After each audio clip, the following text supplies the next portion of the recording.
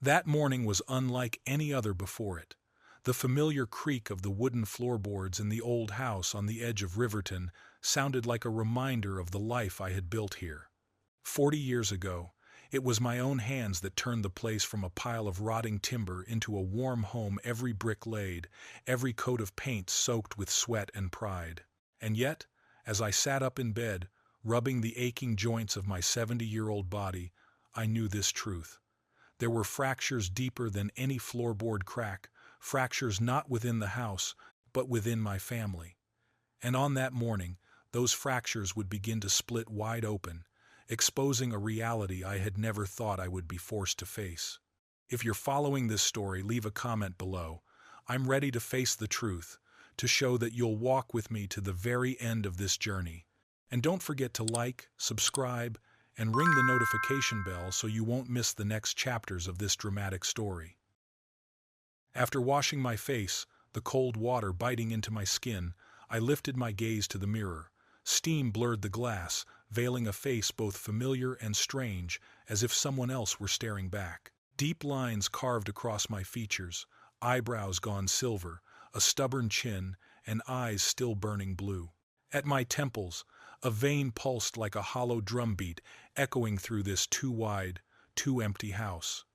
Time could scrape flesh, but it hadn't yet worn down my blunt, unyielding nature. On my hands, old streaks of paint were ground deep into the creases, each color telling a story of a project, a shoulder strained, a moment I refused to cut corners. No solvent could scrub them away, just as no argument could scrub out my pride. In the kitchen, I set the kettle on the stove. It wheezed like an old man out of breath. Steam curled toward the low ceiling, mingling with the smell of black tea, varnish, and damp wood lingering from days when the house had no laughter. I switched on the radio. Static hissed like falling needles, and the announcer's solemn, detached voice recited the details of a highway accident. I listened to fill the silence, but the more I listened, the emptier the house felt. The chill seeped through the tiled floor, climbing my knees like gravel. I pulled on a frayed wool sweater, what my son Adrian called outdated thrift. The wooden table sagged not only from age but from the weight of meals long gone. Knife marks scored its surface. Tea stains lingered like the shadows of those no longer here. 3 chairs, but only one still warm. Just the thought of his name made bitterness rise like spoiled yeast in my stomach. I swallowed it down, but it stuck in my throat. Adrian, the boy I once cradled in my arms, now came home only when he wanted something. I remembered when he was 13, the time I took him to work. I was restoring the old Welch estate, the richest family in Riverton. Sunlight swept across the moldy ceiling, where painted marble veins seemed to breathe like stone. I told him, "Look, Adrian, you have to give false marble the weight of the real thing." He glanced at it, then let his eyes slide past me, out to the yard where the owner's gleaming Italian car threw sunlight straight into our faces. "Dad, how many walls would you have to paint to buy a car like Mr. Welch's?" he asked. "More than it would still be called a trade," I said. "Then I won't do this job." "And what will you do instead?" He shrugged. "Get rich." That was the first crack. Small, but a crack all the same. I tried to explain that not everything was measured in money, that there was pride in work well done, joy in creating beauty, gratitude from clients. But my words fell into empty air. The older Adrian grew, the more ashamed he became of my trade. Once, I drove my old van with Hargrave Painting and Decorating scrawled on the side to pick him up from school. He turned away, striding off with his friends in crisp white shirts, pretending not to know me. I glanced down at my wrist, where a streak of blue paint clung the same color I'd laid on the library wall that morning. That night, he only threw one line at me. "At least don't wear your work clothes. Everyone saw you." The words struck the softest place. After high school, he studied business. I skipped meals, and Lily took on 2 jobs to cover tuition. We thought he would be grateful. But when he graduated, Adrian came home more distant than ever. He spoke of strategies, investments, get-rich opportunities, words I found foreign. I knew only simple living, honest labor, fair prices, saving a little for old age. He worked in insurance, though the pay fell short of his dreams. Soon, he was pouring money into vague projects, borrowing, living beyond his means. When I warned him, he snapped, "Dad, you don't understand the modern world. Your ways are outdated. People make money out of thin air now. They don't break their backs with a paintbrush." Then he married Selena. From the first handshake, her cold fingers and jeweled ring scratched my skin. Her perfume lingered heavy in the house, stubborn as her presence. From that moment, her thirst for luxury only fed Adrian's worst instincts. They bought a house beyond their means, cars beyond their reach, dressed like millionaires. When Lily fell ill, Adrian rarely visited, always an excuse. Meetings, exhaustion. At her funeral, he stood stiff, then left early, claiming urgent business. The rare calls afterward always circled back to money, temporary hardship, promising project, profitable investment.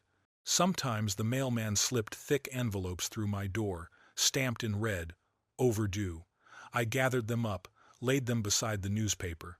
By evening, they still glared red on the corner of the table, a reminder that tragedy wasn't only outside the door, it had seeped into the house. That day, as I folded the paper, a plain white envelope slid through the slot. No sender. I placed it on the shelf. By morning, I'd forgotten it. I didn't yet know it was the first piece of the storm about to break over my life. I finished the last sip of cold tea, its bitterness tinged with a faint metallic aftertaste lingering on my tongue. The house was silent. Only the heavy ticking of the wall clock remained, counting down toward something that felt ominously near. I lowered my gaze to my hands. Paint stains seeped deep into the creases, calluses hardened thick, the faint smell of old turpentine still clinging. These were the hands that once cradled Adrian, that built this home, that raised him into a man. Now, in his eyes, they were nothing but proof of lowliness, too rough, too stained to clasp hands with the business associates he was so desperate to impress. After Lily's death, I never stopped working. I could have lived on my pension and savings, but the work saved me from the abyss of loneliness. Every brushstroke, every scrape of sandpaper across wood was like medicine, keeping me upright in the emptiness of this house. People still came to me, repainting porches, restoring furniture, fixing details. Only someone who had given a lifetime to the craft could truly value. Just yesterday, I finished restoring a 20th-century mahogany cabinet for Mrs. Clara Whitmore, the widow of a judge. The work was so meticulous that every carved detail I patiently revived felt like stitching life back into an old body. When the final coat of varnish dried, the cabinet seemed reborn after 2 centuries. "Edmund, you have golden hands," Clara whispered, her voice trembling, her eyes shimmering as she gazed at the piece as though her youth had returned with it. That gratitude lit a small flame in me. The difference was clear. I worked for dignity and pride. Adrian saw only money. As I thought, I picked up my phone to check the time. On the screen glowed a missed call from Adrian. Strange. He rarely called during the week unless something was wrong. I called him back. He answered instantly, as if he had been waiting. His uneven breathing crackled through the line. "Hi, Dad." His voice quivered, then quickly forced on a thin veneer of composure. "I'm fine, still doing a bit of work. And you?" I asked. "Fine," he replied too quickly. "Listen, we need to meet tomorrow. It's important." Just hearing his name made my chest feel heavy as stone. "It's bad, isn't it? Money again?" I cut in. "Not what you think," he rushed. "This is a surprise. From me and Selena. A surprise. From them." Those 2 words had never brought anything pleasant. "Tomorrow at 10, you'll be home, won't you?" he asked.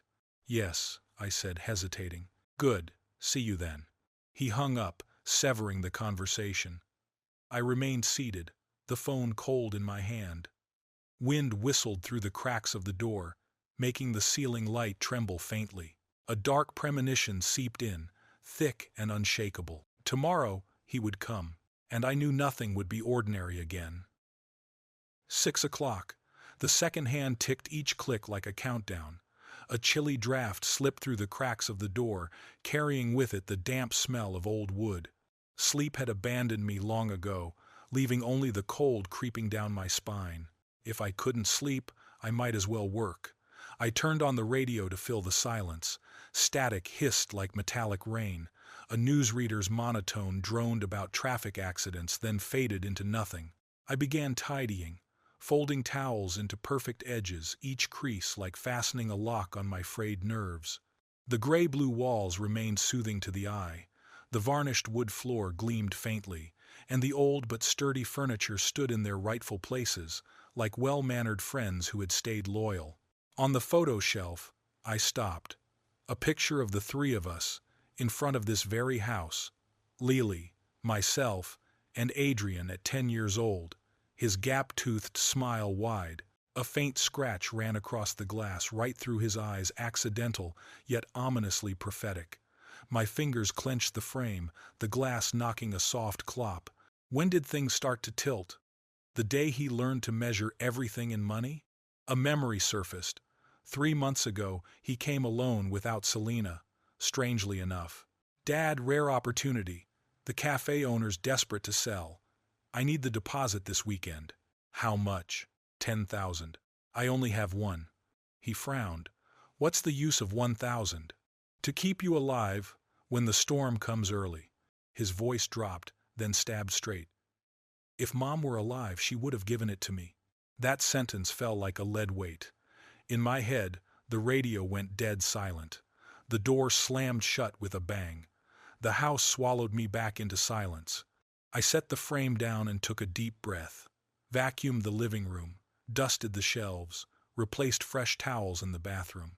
The house gleamed like the days Lily kept everything flawlessly neat. I turned on the oven, decided to bake an apple pie with her recipe, not to please them, but because a decent host always has something to offer. The scent of cinnamon, butter, and baked apples spread around the porch like an embrace. Then, the screech of car brakes cut through the warmth like a knife. 10 sharp. Through the window, I saw them step out of a brand-new SUV. Its black paint gleamed like a mirror, reflecting their stiff smiles. Selena clutched her purse, jeweled fingers tapping clack-clack against the zipper. Adrian smoothed his tie again and again. They whispered arguments under their breath, faces tight with tension. When they noticed me watching, both switched masks, their expressions arranged into forced cheer. I opened the door before they could ring the bell. "Good morning," I said evenly. "Morning, Dad." Adrian smiled weakly. The dark circles dragged his eyes downward, his whole face drawn. "Good morning, Mr. Hargrave." Selena nodded, her gaze skimming the room as though taking inventory. Her polite smile never touched her eyes. "Come in. I baked a pie. Tea?" "No, thank you," Selena said quickly. "We already had breakfast." I settled into the high-backed armchair. They sat together on the sofa. The tea table between us felt like a thin line of glass. One push, and it would shatter. Adrian's fingers drummed nervously on his knee. Selena sat ramrod straight, shoulders locked as if she'd swallowed a stick. "So," I broke the silence. "What's so important?" They exchanged a glance swift as a spark. "How have you been, Dad?" Adrian deflected. "Thank you. Still working here and there." Selena tilted her head, lips curved thin. "You still paint, don't you? At your age, your hands must ache." "My hands don't ache," I said coldly. "And I don't just paint, Selena. I restore antique woodwork, murals, historic interiors. The craft demands skill and discipline." Her face flushed. She fell silent. Adrian rushed in to smooth things over. "Of course, Dad, you're a master." "Get to the point," I said. "Why are you here?" Adrian hesitated, like stepping into icy water. "We came to talk about the future." "Your future," Selena added sweetly, voice sticky. "What's wrong with my future?" "Nothing. Only," Adrian swallowed hard, "you're alone in this big house. Hard to keep up." "It's not hard," I cut in. "I manage." "But you're not young anymore," Selena feigned concern. "We just think about you, lonely here." "Say what you mean," I pressed. Adrian drew a deep breath. "You should consider selling the house, moving into a smaller place, or a retirement community with good care." So it was about the house, always about the property. Why should I sell the home I've lived in for 40 years? The house I rebuilt with my own hands. The house you grew up in, Adrian. For your comfort, Selina pushed, her voice betraying the tone of a realtor. The market's up 12% since the new junction opened. Sell quickly, and you'll cash out beautifully. I have enough, I said flatly. A pension, savings, steady work. Think of the future, Adrian urged. If you fall ill, who cares for you? Hospital bills. I have insurance, and I'm not ill. They listed benefits. No more repairs, less cleaning, rest and leisure, companions your age. I saw through the glossed words, 2 hands reaching into my safe. No, I shut it down. This is my house, and my life. I stay. Selina's face tightened for a moment, then smoothed into false charm. You don't understand. I understand all too well, I said slowly. You need money. You always do. It's not about money, Adrian snapped, but his eyes slid away. If you cared for me, I said softly, you wouldn't only come when you needed something. You'd ask how I live, not how much my house is worth. Silence fell, heavy. Adrian glanced at Selina again. Sweat glistened at his temples. The clock ticked in sync with my heart. There's one more thing, he said, pulling an envelope from his jacket. Remember the surprise? A surprise. From them. Never good news. What's in it, Adrian? You'll see. He extended it but held tight. His fingers trembled. The paper rasped thickly, as though something solid hid inside. Selina leaned forward, eyes sharp, predatory, tracking my every move. Give it here. He hesitated. The envelope touched my hand cold. I felt its unusual weight. It was clear there was more inside than just a letter, and somewhere in the house, the clock kept ticking down. The envelope's edge rasped softly. The smell of printer's ink rose sharp and metallic. The clock hand made an unusually long beat. I tilted the envelope. Thick 150-gram paper slid out, the embossed seal biting into my fingertips, a sensation like holding a verdict. 900,000. A mortgage on the house. My signature. Not my signature. I leafed through each page, a paperclip scraping lightly across the table, the bank's stamp pressed hard. With every sheet my heart skipped another half-beat. My throat tightened. Adrian swallowed loudly, his hands gripping the arm of the chair until his knuckles whitened. Selina sat rigid as a taut wire, her eyes following every movement of my fingers. What is this? I asked out of formality, though my mind had already slotted the pieces together. Loan documents, Dad. Adrian avoided my gaze. We talked about it back in April. We never talked about 700,000, I cut in dryly. And I didn't sign these. Selina leaned forward. Her voice went syrupy and then cold in one breath. Mr. Edmund, perhaps you forgot. In April, you agreed to help us invest in a suburban resort. The business plan, you said it was a good idea. I looked straight at her. In April, he asked for 5,000 to pay a debt. I gave 2,000. That's all. Silence dropped. Only the ballpoint pen clicking in the pen tray sounded. I examined the file like a forensic hand. The signing date reads the 21st of May. The notary stamp shows the 18th of May. The ink around the stamp has shrunk at the edge. No one notarizes before signing. The first 2 letters of Edmund on the page's hook in opposite directions. The pressure and stroke don't match my hand. Occupation is listed as businessman. I have spent my life as a restoration painter on contract. The credit application was handled by an officer named James Hodes, a name I have never heard. This is forged notarization and credit fraud, I looked up, and done sloppily. Adrian mumbled. Maybe. Clerical error. Bank staff. Bank staff don't get notarization dates wrong, nor invent a borrower's profession. I cut him off. Selina's tone shifted. The blade slid out of its sheath. Technically, you signed it. The deadline is Monday. No payment property enters the processing. I read the line of the levy, a coldness running down my spine. My house where Lily and I had lived for 40 years was chained. Did you mortgage my house? I asked. On paper, you mortgaged your house. Selina emphasized each word. It's a forged signature. For once, I snapped. Selina ground her teeth. We took the money and spent it. Monday, you must pay 47,000. Otherwise, they seize it. No, I enunciated each syllable. I will not sell the house. I will not pay for fraud. I'm calling the police. Adrian lunged. Dad, don't, Dad, you're my father.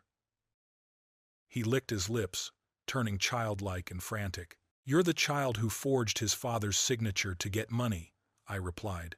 You're the child willing to steal your father's roof. You're selfish. Selina sprang up, scolding. There's an all-cash offer, closing in 10 days. You sign, clear the mortgage. We optimize the remainder. Optimize for whom? I said coldly.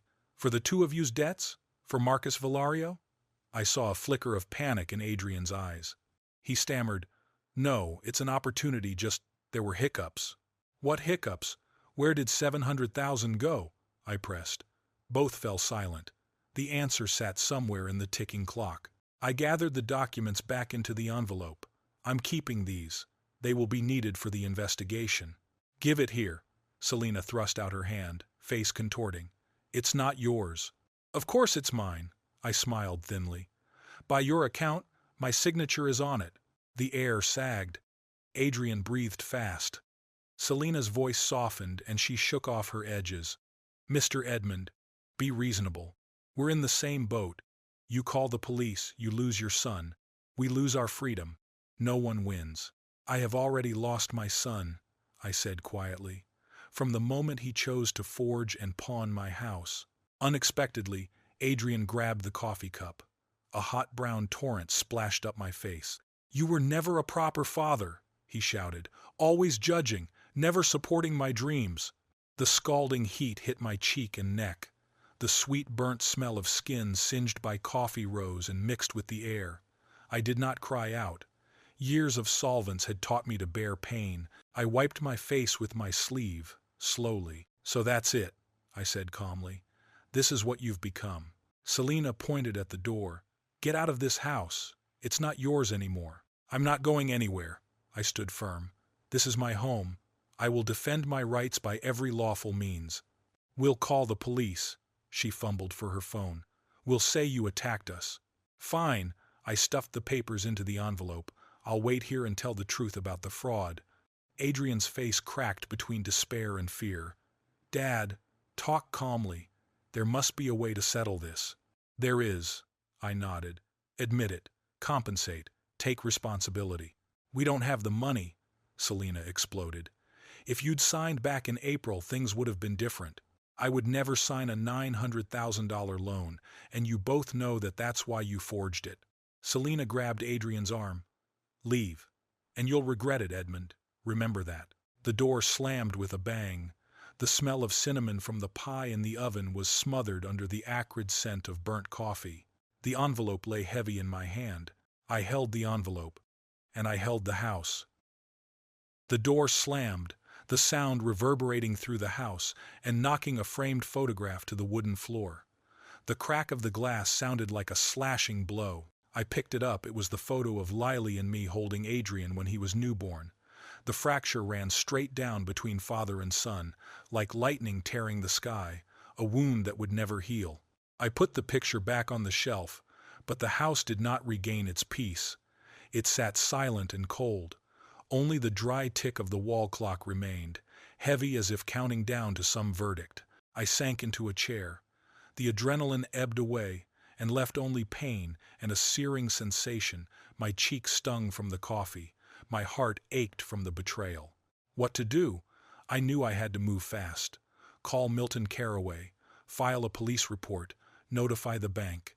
But first I rang Milton, an old friend who had been a lawyer. He had given me sound advice more than once. I dialed. Before I could speak, knock, knock, knock. A rapid, insistent knocking, like the hammer of justice striking down. Milton, I'll call you back, I whispered, and hung up. Through the window, I saw a Riverton Police Department squad car parked on the drive. 2 uniformed figures stood waiting. My stomach tightened. I opened the door. The first man was salt and pepper-haired, broad-shouldered, his face worn but marked by fatigue. He flashed a badge. I'm Detective Warren Briggs. This is Detective Cole Mercer. We received a report of a domestic violence incident at this address. I managed a bitter, thin laugh. Selina had not been bluffing. They really had called the police. May I ask who reported it? I asked, though I already knew the answer. Adrian Hargrave, your son, Briggs replied. He says you attacked him and his wife when they came to visit. I pointed to my left cheek where it burned. Do you think I did this to myself? Mercer, younger, eyes sharp as a microscope, stared. What happened to your face? Adrian threw hot coffee in my face, I said, my voice hoarse. After I refused to join their fraud. Fraud? Briggs frowned. I held up the envelope like a blade of evidence. Here, a $900,000 loan forged with my signature, secured against this house. They want me to sell to pay their debts. The detectives exchanged a quick look. I could see surprise flash in their eyes. Briggs kept his tone procedural, measured. Mr. Hargrave, we need you to come down to the station to give a statement. Your son and his wife are already there, and they've given a very different account. You understand, in the eyes of the law, this is your word against theirs. A brief silence followed. Only the clock's beat matched the rhythm of my pulse. In that moment I felt utterly alone before a machine of law and procedure, and on the other side stood my son and daughter-in-law. All right, I nodded, my voice low. Let me get my papers and phone, and I'll come with you. As I gathered myself, clutching the envelope, I knew that once I stepped out that door there would be no going back. The legal fight had begun, and my opponents were not strangers but my own blood. I kept hold of the envelope. It was more than paper. It was the single tether keeping me from falling. On one side, justice. The fluorescent light above buzzed faintly, the acrid sting of disinfectant mixed with the burnt smell of coffee. The dry chill from the compressor at the Riverton Police Department slipped through my sweater and bit into the scald on my cheek. They led me into a small interrogation room, metal table, 3 chairs, a one-way mirror gray as a dead fish's eye. Detective Warren Briggs motioned for me to sit, sliding a cup of water across. Detective Cole Mercer sat opposite, hand poised over his notebook as if ready to slam it on the table. The recorder clicked on with a sharp snap. Mr. Edmund Hargrave, Briggs said evenly, eyes flicking once at the wall clock. Tell us everything that happened this morning, from Adrian's call, Selina's arrival, to the burn on your face. I drew a deep breath and recounted in order. The surprise phone call, the shiny SUV, the envelope heavy as a sentence, the $900,000 loan under my name at Granite Trust Bank, Havenbrook Branch in Havenbrook City, my refusal, and then the scalding coffee thrown into my face. The documents? Briggs asked low. I pushed the envelope into the center of the table. The paper's edge cut my fingertip, a reminder that pain and betrayal were both real. Mercer leaned in. Loan contracts, credit application, mortgage deed, all dated the 21st of May. You said the paperwork has inconsistencies? Briggs pressed. I pointed them out like an examiner. Signing date marked as the 21st of May, but the notary stamped the 18th. No one notarizes before a signature. My name, Edmund, signed differently on each page. The loops on both E's reversed, the pressure strokes inconsistent. Occupation listed as businessman. I've been a contract restoration painter all my life. My tax returns prove it. Processing officer, James Hodes. A name I've never met, never set foot in Havenbrook Branch. Mercer scribbled furiously. Briggs tapped his pen, ticking in time with the wall clock. You understand, Monday is the first repayment deadline. To request the bank freeze proceedings, we need something solid. A receipt, ticket, photo, anything that shows on May 21st you could not have been in Havenbrook. I was in Crestwood City for the annual restoration materials fair, I said. I have tickets, hotel bills, photos with timestamps. Briggs nodded slightly. If that checks out, we'll move to request Granite Trust, suspend asset proceedings. Mercer looked up. But there's another issue. Adrian and Selina state you agreed to the loan back in April, signed every page yourself, and today you turned violent, grabbed Adrian by the collar, shoved him against the wall. A bitter laugh escaped me. Absurd. I never laid a hand on him. He threw hot coffee in my face. The door slammed so hard a photo frame fell, the crack runs straight between father and son. I touched my cheek, the skin tight and raw. This is the only evidence I have right now. Briggs tilted his head. You realize, if you lie, you face perjury. But if this is forged credit and forged notarization, that's grand fraud. I'm telling the truth, I said, and I will prove it. Good, Briggs concluded. You have the right to call an attorney. I dialed Milton Carraway. He answered, short. 20 minutes. Say nothing else. Milton arrived faster than promised. Silver hair combed neat, suit pressed sharp, eyes cutting like a scalpel. He skimmed the file, asked me 3 terse questions, then turned to the detectives. We request an emergency hold with Granite Trust for suspected fraud, retrieval of CCTV and loan access logs, chain of custody, and original signature samples for forensic analysis. Also, immediate filing of a formal fraud complaint. Briggs nodded. We're already liaising with bank counsel. If forgery is evident, they'll halt foreclosure. Good, Milton said. Then to me. Now, we take you home. No charges filed. They can't hold you. Briggs glanced at Mercer, then back. We only needed the statement. Mr. Hargrave is free to leave. Thank you. Milton collected the papers. This afternoon we'll file for injunctive relief, an order to protect occupancy until findings are clear. The hallway smelled of rust. When the elevator doors opened, I faced Adrian and Selina. Mercer's body cam beeped once everything was being recorded. Adrian's eyes flickered with fear, anger, shame all at once. Selina's were cold, hard as glass. Someone will lose their home before the truth comes out, she said. My hand crushed the envelope until nails dug in. Ignore them, Milton tugged my arm. They're panicking, and panic breeds mistakes. What now? I asked, hollow. Back to your house. Gather the Crestwood evidence for May 21st, then file a fraud notice with the bank.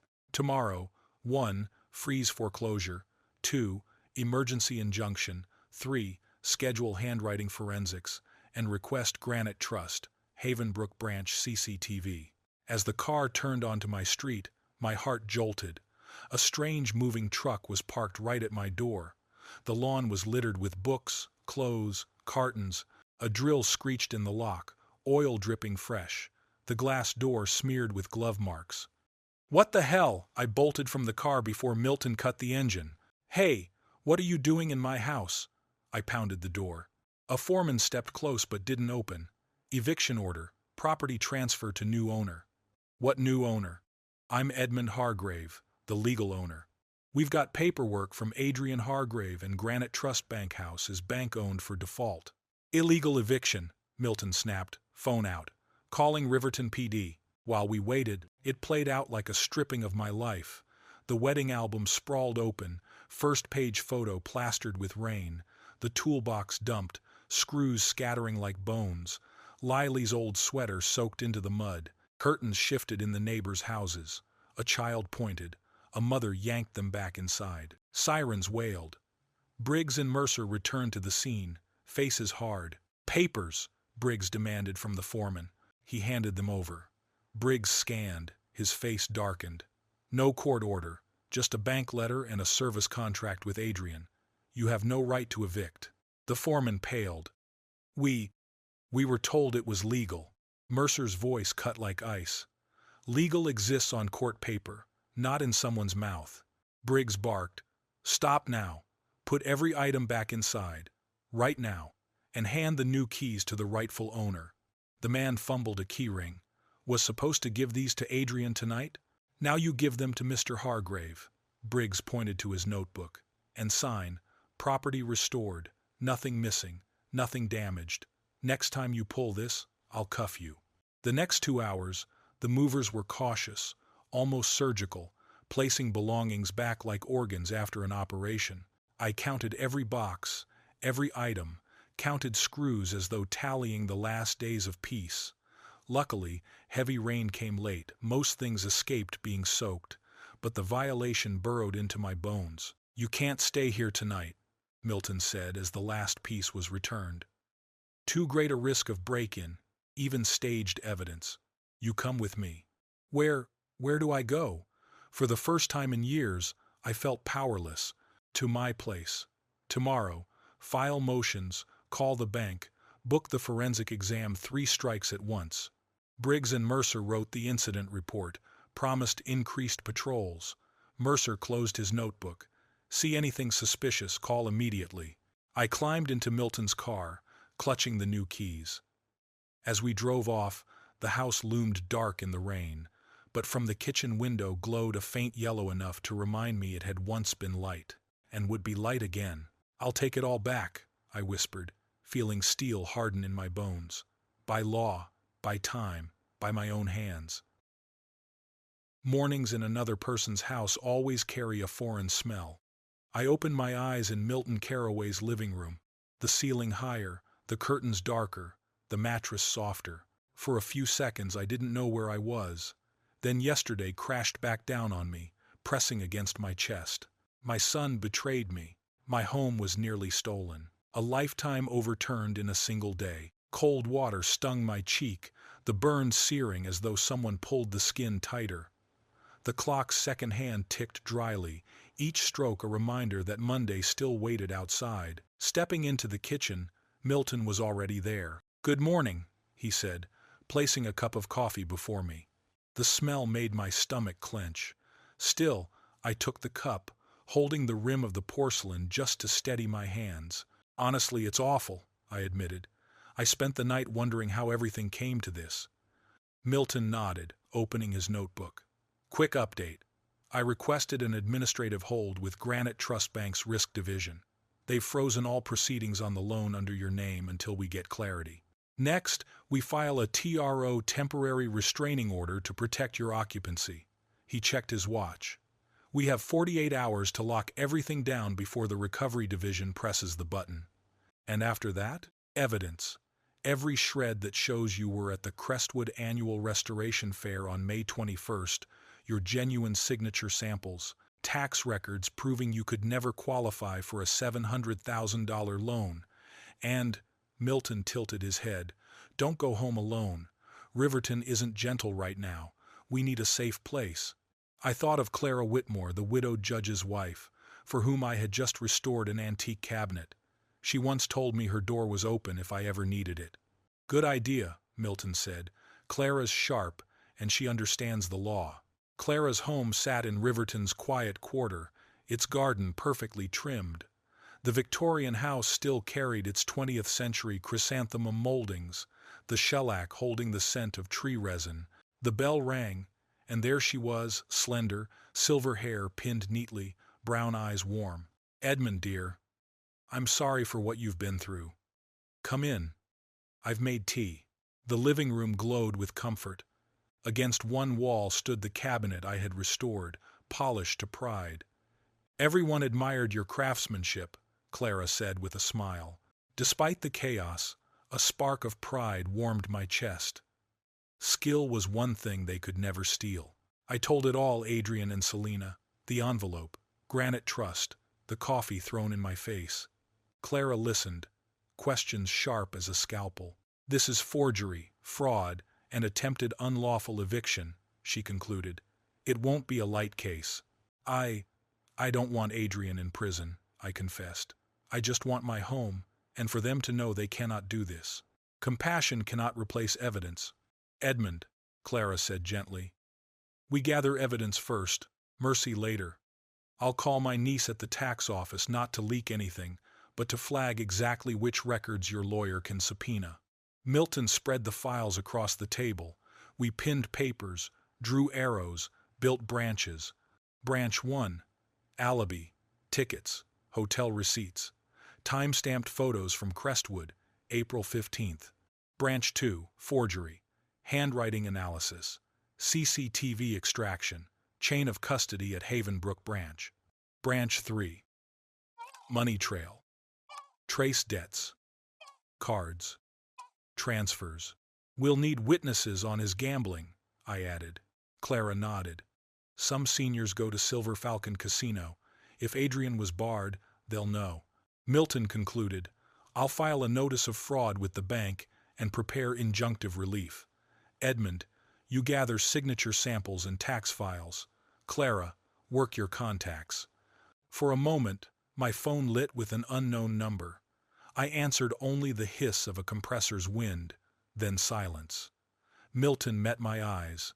If Marcus Valario is in this, we're not just fighting legally. Never walk alone. Always lock the doors. By noon, Milton and I returned to my house for documents, train tickets, hotel bills, exhibition photos, tax filings, all back in a file folder. We carried them to Clara's, turning her library into a command room. The grandfather clock ticked, each sound reminding me every word now carried legal weight. That afternoon, Raymond Dempsey arrived with his son Ethan, currently posted with the Havenbrook Precinct's Economic Crimes Unit. Ethan, in plain clothes, spoke like reciting a report, preliminary intel, within clearance. 6 months ago, Adrian Hargrave banned from Silver Falcon Casino, unpaid debt, plus violent conduct. 3 months ago, Selena Hargrave sued by Lux Credit for $54,000 in card debt statements, show luxury goods, jewelry, furnishings, electronics. Last 24 months, loans at 5 banks totaling roughly $500,000, mostly delinquent. Notably, 2 weeks before the loan under your name was dispersed, $170,000 was transferred to Marcus Valario. The room fell silent. Milton's pen froze. "Valario?" he asked. "Loan shark well known in certain circles," Ethan confirmed. "He doesn't send reminder letters. He sends his men." Raymond added slowly, "Maybe they were threatened. That could explain the desperation." "Desperation doesn't erase crime," Milton said firmly, "but it completes the picture." I swallowed hard. Part of me wanted to believe my son could still turn back. Another part knew. The fracture had reached the root. Clara closed the folder. "Next step, I'll have my niece flag the right tax records for subpoena. Milton, you file for occupancy protection and injunction against asset transfer. Ethan, draft the request list for CCTV and records at Havenbrook Branch." Milton turned to me. "The law side, I'll handle." Clara smiled faintly.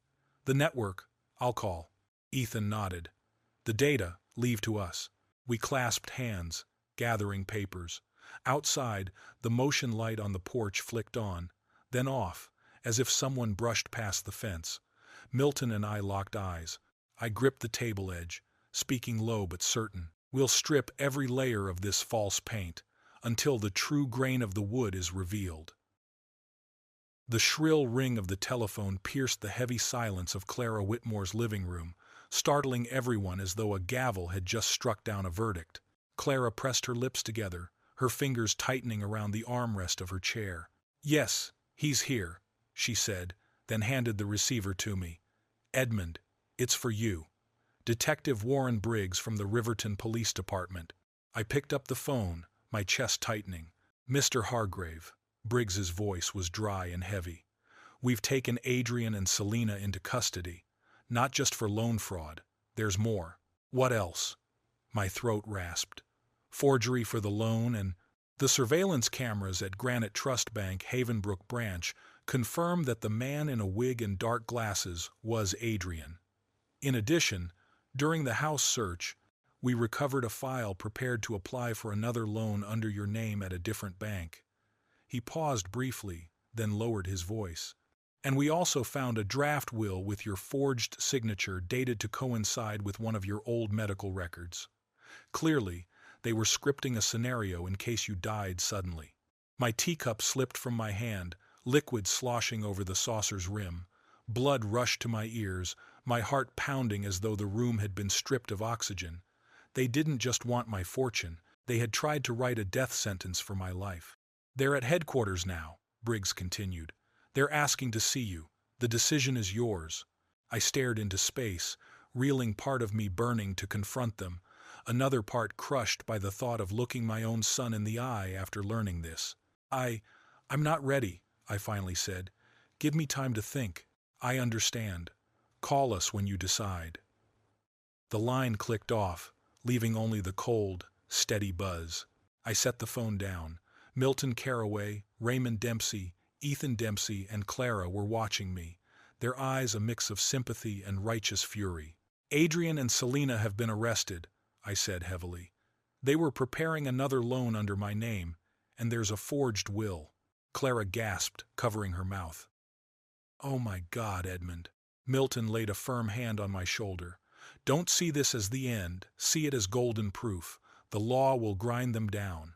I nodded, though my chest ached. I don't know if I can ever forgive him." Clara squeezed my hand gently. "Forgiveness can come later. Right now, it's about protecting your rights and letting justice do its work." "What happens next?" I asked Ethan. "Formal prosecution," he answered crisply. "At the very least, grand fraud, document forgery, attempted unlawful dispossession. A deeper investigation may add more charges, especially if we can establish ties to Marcus Valario." Milton added, "If the money trail to Valario is proven, the sentencing range will be far heavier." In my mind, the crack between me and my son split further apart, yet I knew I had to stand firm. "I'm going home," I said firmly. "I built it with my own hands, and I will defend it with my own hands. Even if they once tried to make it my grave, I won't allow it." "Edmund," Milton warned, "a cornered animal still has claws. Don't underestimate their desperation." "I understand," I replied. Clara gave a sad smile. "My door is always open to you, not just when the storm rages." I looked at each of them, the ones who still stood by me, and realized I was not alone. Even when blood betrayed me, I had an alliance to lean on. That was enough to keep me moving forward. As we gathered the files, the faint growl of an engine stirred outside, then cut off. I walked to the window. A strange sedan slid past, its license plate missing. The acrid trace of gasoline still lingered. On the doormat, a thin white envelope had been slipped under the door, no sender's name, only a single line scrawled in handwriting: "The game isn't over." The courtroom in Riverton was packed to suffocation that day. The air was thick and heavy, as though even breath itself had been pressed flat against the cold walls. White fluorescent light poured down, draining every face of warmth and leaving only tense, pallid features. The soft shuffle of papers, the muffled coughs, the faint tap of shoes against the floor, all of it echoed sharply, like relentless hammers striking against the heart. I sat in the front row beside Milton Carraway, clutching a file of documents that no longer mattered. All the evidence had already been presented. Across the aisle, Clara Whitmore sat in silence, her calm and steady gaze sending me quiet strength. Around us, I recognized several familiar faces, neighbors, and others who had once been victims of Adrian and Selina. Their eyes fixed on the defendants, burning with a mixture of anger and pity. Over the past 3 weeks, I had learned more about the dark schemes of my son and daughter-in-law than I had ever wished to know. Beyond the fraudulent loan taken in my name, they had deceived Selina's frail elderly aunt, one of Adrian's former colleagues, and even clients from the insurance company where Adrian once worked. Today, all of those crimes would be bound together in a single verdict. At the defense table, Adrian Hargrave looked withered and gaunt. His shirt hung loose on his thin frame, his trembling hands drumming ceaselessly against the chair as if clawing for something to hold on to. His hollow face and weary eyes never lifted from the floor. Beside him, Selina Hargrave still fought to preserve a mask of composure. Makeup disguised her exhaustion, but sweat gleamed at her temples, and her hands clutched at her coat sleeves with restless tension. The doors opened. Judge Eleanor Whitmore entered. The entire courtroom rose to its feet. The stern, middle-aged judge, eyes sharp as blades, ascended the high bench. When she spoke, her voice rang out firm and final, like a living sentence crashing down on fate. "Be seated. The state versus Adrian Hargrave and Selina Hargrave will now proceed to sentencing." My shoulders locked tight with pain. Clara brushed her hand lightly against mine, a silent heartbeat of reassurance. "Defendants, rise." Adrian and Selina stood. I saw my son's hands shake uncontrollably, while Selina bit hard on her lip, her eyes flashing with the anxiety she could no longer hide. "Adrian Hargrave and Selina Hargrave, Judge Eleanor's words fell heavy, one by one. The jury has found you guilty on all counts: aggravated fraud, document forgery, unlawful forced dispossession, and conspiracy to seize property. Given the severity of the crimes, with aggravating factors including abuse of familial trust and multiple additional victims, this court sentences you each to 5 years in state prison, with eligibility for parole after 4 years for good behavior. The courtroom erupted in a storm of whispers. Some exhaled in relief at justice served, others sat stunned in disbelief. I, however, remained motionless. 5 years. My son would spend 5 years behind bars. A part of me felt the burden lift justice had spoken, but another part of me shattered, knowing that the bond of father and son had been dragged to the edge of an abyss. The judge's voice continued. In addition, the defendants are ordered to repay the entirety of the fraudulent loans, along with $50,000 in damages for emotional distress to Mr. Edmund Hargrave. I knew that money would never truly come. Adrian and Selina were destitute, and even after prison, repayment would be years, perhaps decades, away. Do the defendants have any last words before being taken into custody? Adrian raised his head. His eyes were bloodshot. I do, he stammered. I want to speak to my father. The judge glanced at me. Mr. Hargrave, do you wish to hear him? I hesitated. Every instinct urged me to stand and leave, yet some part of me still ached for one final word. I nodded. Yes, Your Honor. Adrian turned toward me. For the first time in weeks, his eyes met mine. Father, his voice broke, each word scraping out like stones in his throat. I know no words can erase what I've done. I betrayed you, your love, your trust. I was selfish, thinking only of myself. I'm sorry, truly sorry. Tears spilled, blurring the page before him. I searched his face, trying to see the little boy I once taught to tie his shoes, to whom I read bedtime stories every night. But before me now stood only a stranger wearing my son's face. I did not reply. Inside me, 2 forces tore me apart, one half aching to rush forward and embrace him, the other half longing to turn away forever. In the end, I chose silence. Take the defendants away, Judge Eleanor ordered. The bailiff stepped in. In a last desperate moment, Adrian cried out, Father. His voice rang through the courtroom, shaking, broken, despairing. But I turned away. Not out of hatred, but because I could not bear the pain crushing my chest. The doors closed, the rattle of chains faded into distance. The courtroom fell silent. Milton placed his hand on my shoulder. It's over, Edmund. You've won. But in my heart, there was no victory, only bitterness. Justice had prevailed, but fatherhood had been lost, and no sentence, however severe, could ever mend that broken bond. Let's go home, I said. I want to go home. The doorway smelled of old wood. The paint around the handle had faded. The hinges groaned softly, all once familiar, now hesitating to welcome me. The wind stirred through the porch, rustling the shrubs, but the sound seemed sparse today, as if the house itself still feared being torn from its foundation again. My home had been saved.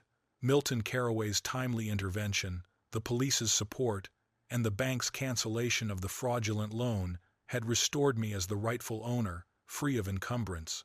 Standing on the porch, I looked at the familiar facade. The swing I had built for Adrian when he was a boy, everything was the same, yet the feeling was different, as if a part of the house's soul, and mine, had been torn away. Will you be all right? Milton asked, worry in his eyes. I'll be all right, just need a little more time. Call me any time, he said, squeezing my hand, and promise me this. From now on your kindness must come with a lock. I nodded. I've already changed the locks both on the doors and on my heart. He smiled. Don't forget Thursday night. Margaret's making that apple pie you like.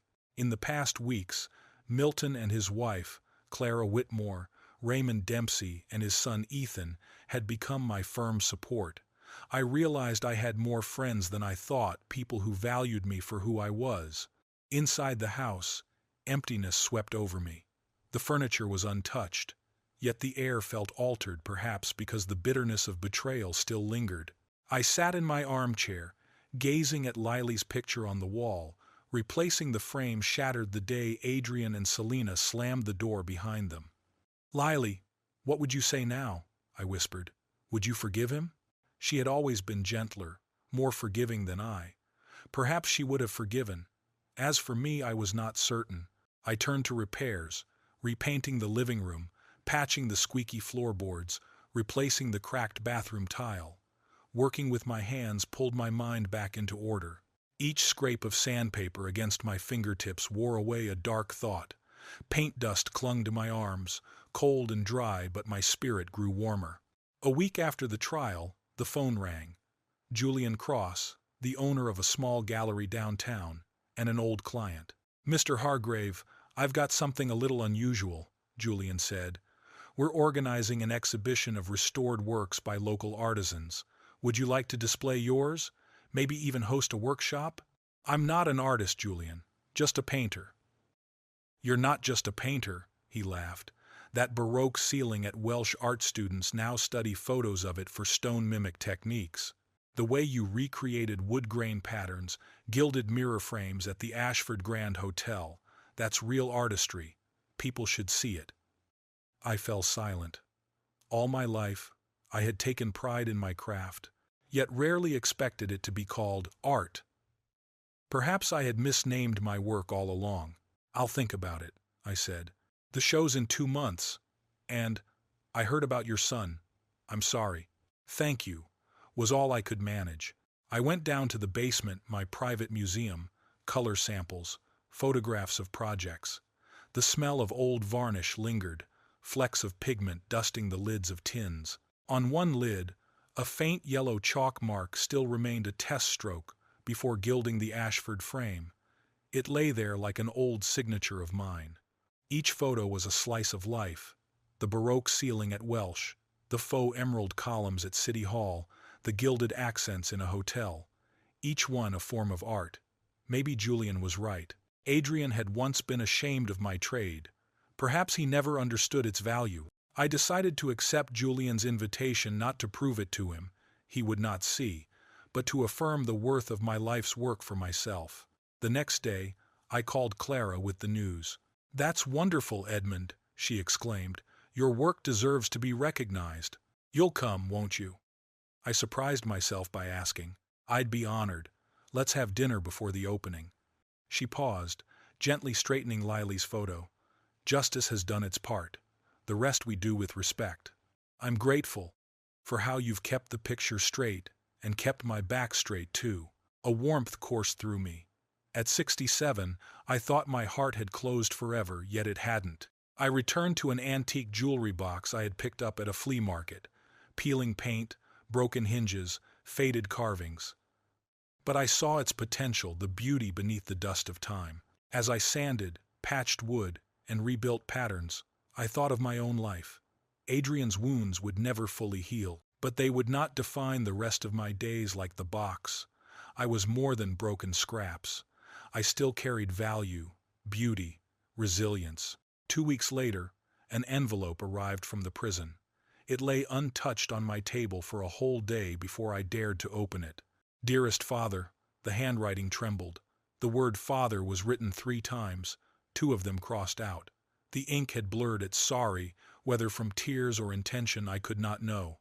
He confessed, spoke of selfishness, greed, of letting Selena and his own weakness drag him down.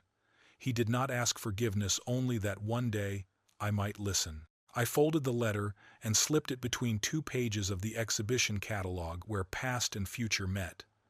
I locked it away in a new drawer. The key hung beside my gold leaf ruler, reminding me to measure everything straight before opening again. I focused on the exhibition, selecting pieces, planning the workshop, restoring a few special works. A young apprentice asked to study under me. "Why must the undercoat be gray?" he asked. "Because if you want stone to shine, there must first be a shadow deep enough to believe in," I answered. The work gave me purpose, structure, meaning. Each morning, I woke with resolve to live that day fully. I could not rewrite the past, could not erase Adrian's betrayal or my failures as a father, but I could shape the present and the future. I met friends more often, Milton and his wife, Raymond's family, Clara. I joined an antiques club. My restoration experience was valued. I took on The Apprentice. The pain became less sharp, not gone, but like a scar that aches when the weather shifts. I realized that Adrian's betrayal, bitter as it was, left me with a gift: clarity about who my true friends were, confidence in the worth of my craft, freedom from illusions. Clara reminded me of her late husband's words: "Sometimes we must lose something precious before we can see the true value of what remains." On the opening night, standing in Julian Cross's gallery, surrounded by the work of a lifetime, I felt an unfamiliar peace. Under white lights, the faux marble veins seemed to breathe. A visitor reached out, then withdrew, knowing it was paint, yet still afraid of scratching stone. People whispered, asked questions, took notes. Clara stood beside me, now and then brushing my hand, silent encouragement, quiet grace. Before sealing the final display case, I fixed new hinges to the jewelry box. The lid closed with a clean, steady click. I left some scratches unhidden so anyone opening it would know they once existed. Just like me. I, Edmund Hargrave, 74 years old, restorer, master of my craft. I, a man who had survived betrayal and found the strength to continue. I, a father who still loved his son, though love no longer meant trust or closeness. And in that understanding lay wisdom, sorrow, and beauty like an honest illusion, turning paint into stone and pain into something one can face. I did not erase the scars. I gave them their rightful place. The story of Edmund Hargrave shows us, even when betrayed, even when the wound runs deep, a person can rise, rebuild themselves, just as he restored every crack and layer into new works of art. And what about you? Do you believe that from sorrow, a new beginning can still be found? Leave a comment with your thoughts below, or simply write, "I believe in rebirth," to affirm your faith. Don't forget to like, subscribe, and turn on the notification bell so you won't miss the next inspiring story. Thank you for being here, and see you in the next video.